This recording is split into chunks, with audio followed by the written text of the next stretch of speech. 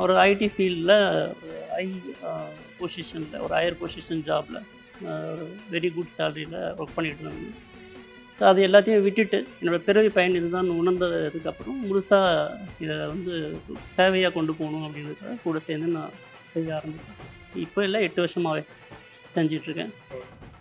ஒரு கட்டத்தில் இப்போ வந்து இந்த மாதிரி ஒரு பரிணாமம் நடக்கும் அப்படின்னு எனக்கும் தெரியாது. என்னுடைய பிறவி பயன் வந்து முழுக்க அந்த ஆன்மீகத்துக்காக நான் அர்ப்பணித்து மக்கள் சேவைக்காக இதில் ஈடுபடணும் அப்படின்னு உணர்ந்து அதில் தான் எனக்கு ஆர்வம். அதுதான் பண்ணிகிட்டு இருந்தேன்.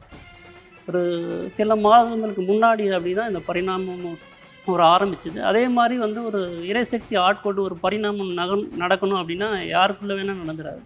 அதுக்கான ஒரு பரிபக்குவ நிலை வந்து வேணும். ஒரு உங்களோட ஒரு அடையாளத்தோட ஒரு மறுபிறவி மாதிரி ஒரு தற்கொலைக்கு சமம் தான் சொல்லணும். உங்களுடைய அடையாளம்ன்றது சுத்தமாக இருக்கவே கூடாது. அது இல்லாமல் முழுமையாகவே அதாகவே மாறணும். அதை ஆட்கொள்றதுக்கு வந்து நிறைய அந்த தன்மை உருமாறணும். என்னுடைய இந்த பயணத்தில் என்னை கூட்டிகிட்டு வந்ததே இந்த பரிணாமத்துக்காக தான் அப்படின்னு பின்னாடி தான் உணர ஆரம்பித்தேன். புஷ்பா நேஷனல் நினச்சியா இன்டர்நேஷனல்.